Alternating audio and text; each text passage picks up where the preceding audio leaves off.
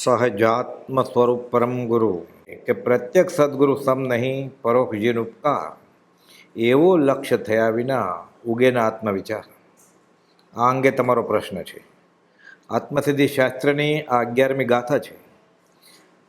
આ ગાથાના બોધદાયક અર્થ પૂજ્ય શ્રી સૌભાગભાઈ, પૂજ્ય શ્રી અંબાલાલભાઈ, પૂજ્ય પ્રભુશ્રીજી અને પૂજ્ય બ્રહ્મચારીજીએ કરેલા છે. વચનામૃત 504માં પરમ કૃપાદેવે બોધ્યું છે કે કોઈ પ્રગટ કારણને અવલંબી વિચારી પરોક્ષ ચાલ્યા આવતા સર્વજ્ઞ પુરુષને માત્ર સમ્યક દ્રષ્ટિપણે પણ ઓળખાય તો તેનું મહৎ ફળ છે, અને તેમ ન હોય તો સર્વજ્ઞને સર્વજ્ઞ કહેવાનું કંઈ આત્મા સંબંધી ફળ નથી એમ અનુભવમાં આવે છે.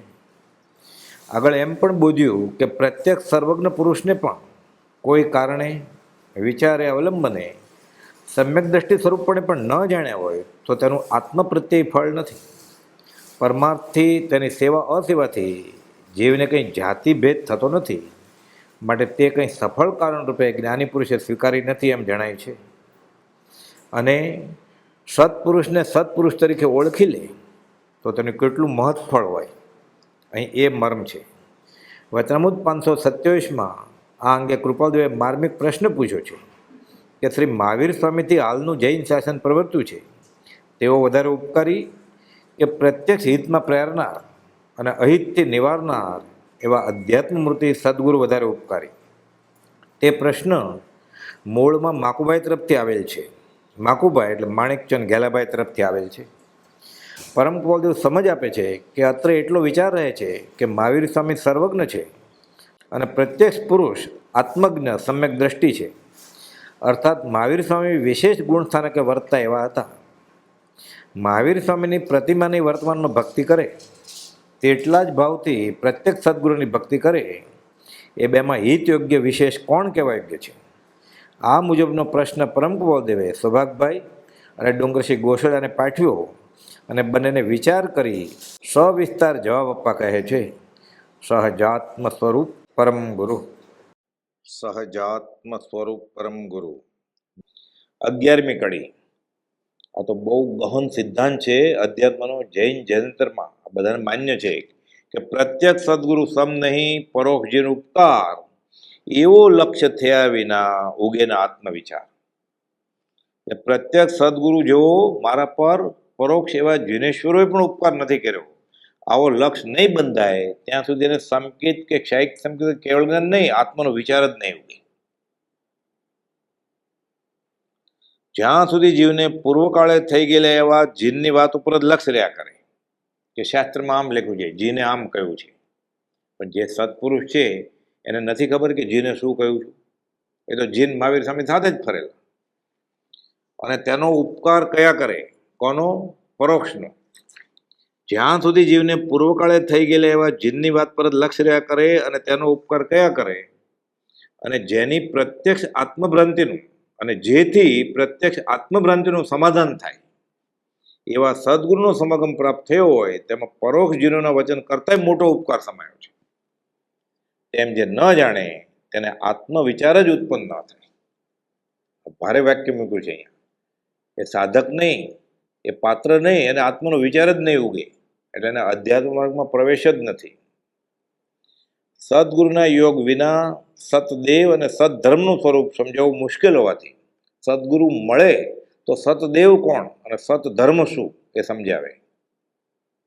અસદગુરુ મળે તો અસતદેવ અને અસતધર્મને વળગાડે. સદગુરુના યોગ વિના સતદેવ અને સદધર્મનું સ્વરૂપ સમજાવવું મુશ્કેલ હોવાથી પ્રત્યક્ષ સદગુરુના અવલંબનની જરૂર સર્વે સ્વીકારી છે, જૈન જૈનેતર બધાએ. અને અનન્ય શ્રદ્ધા પ્રગટ્યા વિના સદગુરુનો ઉપદેશ પરિણામ પામે નહીં. એમ હોવાથી અને ધર્મ પ્રાપ્તિનું કારણ એવો સદવિચાર કે આત્મવિચાર પણ યથાર્થ ઉદ્ભવતો નહીં હોવાથી પ્રત્યક્ષ સદગુરુનો સર્વોપરી ઉપકાર સમજાવે છે કે ભૂતકાળમાં થઈ ગયેલા જીન તીર્થકોનો ઉપકાર ગાયા કરે અને વર્તમાનમાં સમ્યકત્વના કારણભૂત સદગુરુના તરફ દુર્લક્ષ રાખે. તેવા જીવોને શાસ્ત્ર અભિનિવેશ આદિ કારણે આત્મવિચાર કે કલ્યાણનું કારણ પ્રાપ્ત થવું અશક્ય છે.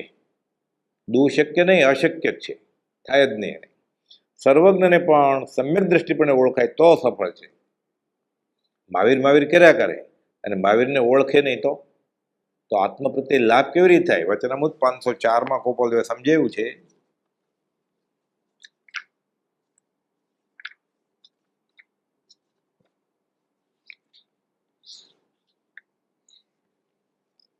કોઈ પ્રગટ કારણને અવલંબી વિચારીને પરોક્ષ ચાલ્યા આવતા સર્વજ્ઞ પુરુષને માત્ર સમ્યક દ્રષ્ટિપણે પણ ઓળખાય તો એનું મહત્ ફળ છે, અને તેમ ન હોય તો સર્વજ્ઞને સર્વજ્ઞ કહેવાનું કંઈ આત્મા સંબંધી ફળ નથી એમ અનુભવમાં આવે છે.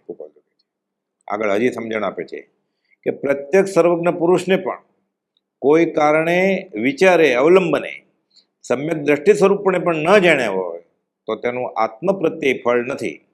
પરમાર્થથી તેની સેવા અસેવાથી જીવને કંઈ જાતિભેદ થતો નથી, એટલે આત્મજ્ઞાન ન થાય.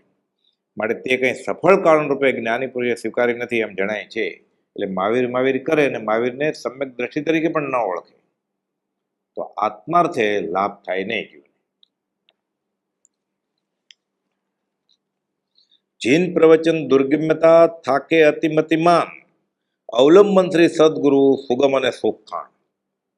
તો અંતિમ સંદેશ વચનામૃત 954માં છે કે શાસ્ત્રમાં કહેલી આજ્ઞાઓ પરોક્ષ છે અને આ જીન પ્રવચન દુર્ગમ્ય છે, ગમે તે સમજી શકે એવું નથી.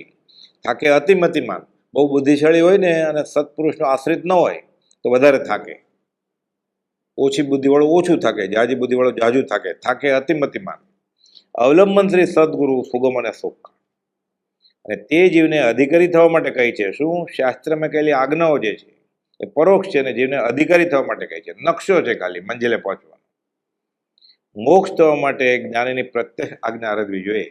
હવે નકશામાં હિમાલય જવું છે અને એ પ્રમાણે ચાલ્યા કરે, 100ની સ્પીડે ડ્રાઇવિંગ કર્યા કરે, પછી રસ્તામાં ખાડો હોય તો એ નકશામાં ખાડો નહોતો બતાડ્યો, એ ખાડો પછી થયેલો. આ વર્તમાનના કાળમાં મોક્ષમાં લોપ મતાંતર બધા એને માટે સત્પુરુષ કે અનુભવી ગુરુની જરૂર છે. એટલે કહે છે શાસ્ત્રમાં કહેલી આજ્ઞાઓ પરોક્ષ છે અને જીવને અધિકારી થવા માટે કહી છે. મોક્ષ થવા માટે જ્ઞાનની પ્રત્યક્ષ આજ્ઞા આરાધવી જોઈએ. આવું વાક્ય વંચાતું હતું એટલે આગાસમાં પ્રભુજીને પૂછે છે એક મુમુક્ષુ કે હવે અમને કેવી રીતે પ્રત્યક્ષ સંભળે? કુપાલદેવ ક્યાં છે? એટલે પ્રભુજી કહે આ તો અછેરું છે કે પ્રત્યક્ષ એટલે જેને આત્મજ્ઞાન હાંસલ થયું છે તે, અને એણે જે કહ્યું છે આ આજ્ઞા પ્રત્યક્ષ જ છે.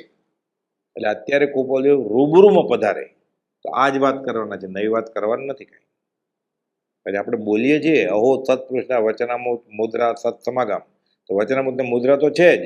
સ્વરૂપ પ્રતીતિ 4થું ગુણ સ્થાનક, અપ્રમત સંયમ 7મું ગુણ સ્થાનક, પૂર્ણ વિતરાગ દશા, સંપૂર્ણ કેવળ જ્ઞાન, અને છેલ્લે અયોગી સુખ 14મું, ને પછી સાદી અનંત અનંત સમાધિ સુખ. બધું શક્ય છે આ કાળમાં. કઈ નર પંચમ કાળ મેં દેખી વસ્તુ અભંગ. આ વાત સમજવા માટે કુપાલદેવે સત્પુરુષનું મહાત્મ્ય ઠેર ઠેર ગાયું છે વચનામૃતમાં. અને ભગવાન કરતાં પણ ગુરુ મોટા જૈનેતરમાં આ સ્વીકૃત છે. નવકાર મંત્રમાં પણ સિદ્ધ ભગવાનના પ્રથમ અર્યંત ભગવાન મૂક્યા, નમો અર્યંતાણમ, પછી નમો સિદ્ધાણમ. કેમ? એ 4 જ કર્મ ખેપ્યા છે, 4 તો બાકી છે, પણ ઉપકારી મોટા એ ન્યાય. આ ગાથાનો અર્થ 11મી ગાથાનો અર્થ અંબાલાલભાઈએ કરેલો છે કે પ્રત્યક્ષ સદગુરુ સમ નહીં પરોક્ષ જેનું ઉપકાર, એવો લક્ષ્ય થયા વિના ઉગેના આત્મવિચાર. અંબાલાલભાઈએ આ ગાથાનો અર્થ કર્યો છે અને કુપાલદેવને મોકલેલો. સત્સંગ સંજીવનીમાં આખો અર્થ છે આ.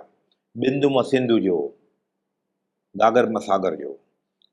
પૂજ્ય શ્રી અંબાલાલભાઈએ શ્રી આત્મદિ શાસ્ત્રની ગાથાઓના અર્થ કરેલા છે જે તેઓના હસ્તાક્ષરમાં લખેલા મળ્યા છે. પરમ કુપાલદેવને તપાસ અર્થે પણ મોકલાવેલ. તેઓને પરમ કુપાલદેવ પર કેવી શ્રદ્ધા હતી તે તેઓએ કરેલ શ્રી આત્મતત્વ શાસ્ત્રની ગાથા 11ના અર્થમાં પ્રગટ જણાય છે. પૂર્વે ઋષભ આદિ જીન થયા છે, અંબાલાલભાઈ લખે છે, તે વર્તમાને પરોક્ષ છે. અનંત 24 થઈ ગઈ, અત્યારે તો આપણે માટે પરોક્ષ જ ને.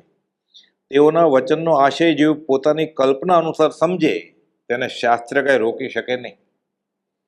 અને જીનનું સ્વરૂપ કલ્પિત જેવું પોતાને સમજાય છે. કુપાલદેવ તો લખ્યું છે જે જીન દેહ પ્રમાણ અને સમોવસણ આદિ સિદ્ધિ વર્ણન સમજે જીનનું રોકી રહીને જ બુદ્ધિ, આ તો મતાર્થનું લક્ષણ છે.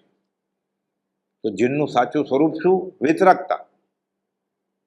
દેવાગમ નભોયાનમ ચામરાદિ વિભૂતિ 672 અને 774, આ બંને પાના ઉપર વચનામૃતમાં પરમ કુંવરજી લંબાણપૂર્વક સમજાવ્યું છે. આચાર્ય સમનભદ્રનો શ્લોકની વાત કરીને કે ચામર વિંજાય, અચેત ફૂલની વૃષ્ટિ થાય, દુંદુભી વાગે, છત્ર અશોક વૃક્ષ રચાય, સમોવસન રચાય, આ તો ઇન્દ્રજાળિયા માયાવીએ કરી શક્યા. તો સાચું લક્ષણ કયું વિતરાગનું? વિતરાગતા. એટલે કહે છે પૂર્વે ઋષભાદી જીન થયા છે તે વર્તમાને પરોક્ષ. તેઓના વચનનો આશય જેવું પોતાની કલ્પના અનુસાર સમજે તેને શાસ્ત્ર કંઈ રોકી શકે નહીં, અને જીનનું સ્વરૂપ કલ્પિત જેવું પોતાને સમજાય છે, અથવા જીનના બાહ્યપણામાં જીનની માન્યતા થાય છે. એકાંત દ્રષ્ટિ અથવા તો ઉન્મત્તા આદિ માત્ર પ્રત્યક્ષ સદગુરુ જ રોકી શકે. જીનનું અને આત્માનું યથાર્થ સ્વરૂપ પણ સદગુરુ સમજાવી શકે. કેમ? પોતાના અનુભવમાં એવું છે. જીનપદ નિજપદ એકતા, ભેદભાવ નહીં કાંઈ. અને શુદ્ધાત્મ પદને વિશે સ્થિતિ પણ સદગુરુ જ કરાવી શકે. માટે પરોક્ષ એવા જે જીન તે કરતાં પણ પ્રત્યક્ષ સદગુરુનો ઉપકાર મોટો છે. વચનામૃત 249માં ગોપાલદેવે કહ્યું છે કે પ્રત્યક્ષ યોગે વગર સમજાવે પણ સ્વરૂપ સ્થિતિ સંપે. કેમ? આ મૂર્તિમાન મોક્ષ છે, આ સજીવન મૂર્તિ છે, આ દેહધારી પરમાત્મા છે. એની અસર વધારે થાય એટલે અપેક્ષા એ ઉપકારી મોટા. એટલે ખાલી કહેવા માટે નહીં, સત્પુરુષ ખરેખર પરમાત્મા કરતાં વિશેષ છે. કેમ કે ત્રિલોકના નાથ શુદ્ધ આત્મ સ્વરૂપ સત્પુરુષને હાંસલ થયું છે. ગોપાલદેવ વચનામૃત 213માં સમજાવ્યું છે. ત્રિલોકના નાથ જેને વશ થયા છે એવા સત્પુરુષ વર્તે છે અટપટી દિશાથી, કોણ ઓળખે? જીનનું અને આત્માનું યથાર્થ સ્વરૂપ પણ સદગુરુ જ સમજાવી શકે અને શુદ્ધાત્મ પદને વિશે સ્થિતિ પણ કરાવી શકે. માટે પરોક્ષ એવા જે જીન તે કરતાં પણ પ્રત્યક્ષ સદગુરુનો ઉપકાર મોટો છે. પૂર્વે જીન પ્રત્યક્ષ મળ્યા ત્યાં પણ પરોક્ષ જીનની આસ્થા રાખી તે આ જીવને ઉપકાર થયો નહીં. હવે અત્યારે મળ્યા જીન, બીજા મહાવીર મળ્યા, એ ભૂતકાળના મહાવીરની ભ્રમણામાં 680માં લખ્યું એ પ્રમાણે તેવું જ અત્યારે પણ કરી રહ્યો છે. જેમ પ્રત્યક્ષ સરોવરનું જળ છોડી દે, કોઈ ઠેકાણે પૂર્વે સાગર હતો તેનું વર્ણન કર્યા કરે અને તે તૃષાતુર રહે, તરસ્યો જ રહે. મીઠા પાણીની વીરડી છે એમાંથી પસલી ભરીને પીતો નથી, એ તે વર્ણન કરવા બેસે કે પૂર્વે તો અહીંયા મહાસાગર હતો, કે બહુ પાણી હતું. તને અત્યારે તરસ લાગી છે, પ્રયોજનભૂત શું છે? તને આત્મજ્ઞાન થઈ જાય એટલે તને આત્મા મોક્ષ બધું સમજાઈ જશે. જીન પદે સમજાઈ જશે, નિજ પદે સમજાઈ જશે. જેમ પ્રત્યેક સરોવરનું જળ છોડી દઈ કોઈ ઠેકાણે પૂર્વે સાગર હતો તેનું વર્ણન કર્યા કરે તે તૃષાતુર રહે, તે મુજબ જે પ્રત્યક્ષ સદગુરુને યોગે પરોક્ષ જીન પ્રત્યે આગ્રહ કરે તે આત્મભ્રાંતિયુક્ત જ રહેશે. પરોક્ષ જીનનો આગ્રહ કરવામાં જીવને પોતાનું માન મોડવું પડતું નથી, કે મૂર્તિ સામે ઉભો રહે, મૂર્તિ કંઈ કહેવાની નથી.